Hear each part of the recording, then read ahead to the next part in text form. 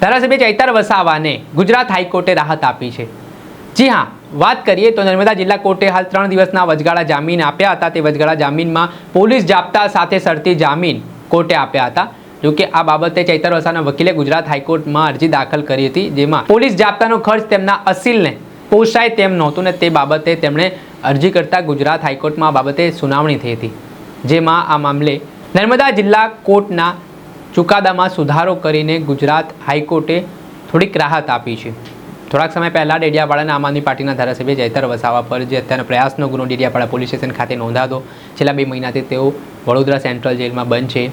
ગુજરાત હાઈકોર્ટમાં પણ તેમની સુનાવણીઓ કેટલીક વખત ટળી હતી। જોકે નર્મદા જિલ્લા કોર્ટમાં થોડાક દિવસ પહેલાં તેમણે આગામી દિવસોમાં ગાંધીનગરમાં વિધાનસભાનું સત્ર હોવાથી જામીન માટે અરજી મૂક્યા હતા, જેમાં વચગાળાના જામીન કોર્ટ દ્વારા આપવામાં આવ્યા છે।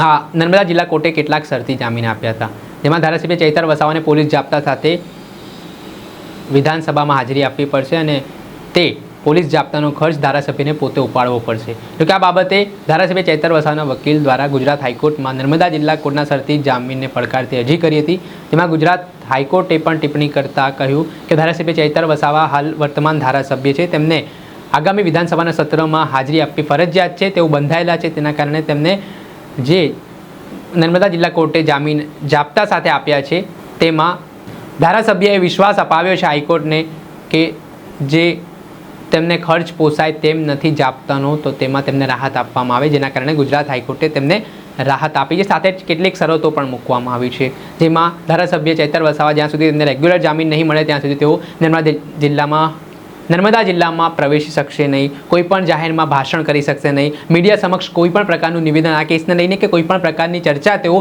કરી શકશે નહીં। એટલું જ આ મામલાને લઈને પબ્લિક પ્રોસિક્યુટર દ્વારા આ બાબતે વિરોધ નોંધાવવામાં આવ્યો। સાથે જ કહેવામાં આવ્યું કે ધારાસભ્ય ચૈતર વસાવા સામે અગાઉ 19 જેટલા ગુનાઓ દાખલ છે, તેના કારણે તેમના જાપ્તા હટાવી લેવું યોગ્ય નથી, તેમાં જાપ્તામાંથી માણસો ઓછા કરી શકાય તેમ છે, પરંતુ ગુજરાત હાઈકોર્ટે આ બાબતે ધારાસભ્ય ચૈતર વસાવાના વકીલની બાબતને અરજીને માન્ય રાખીને તેમણે રાહત આપી હોવાની વાત પણ કહેવાઈ રહી છે। દર્શક મિત્રો, એન કવરેજ ન્યૂઝને આપ લાઈક કરી લો, સબસ્ક્રાઇબ કરી લો અને શેર કરવાનું ભૂલતા નહીં।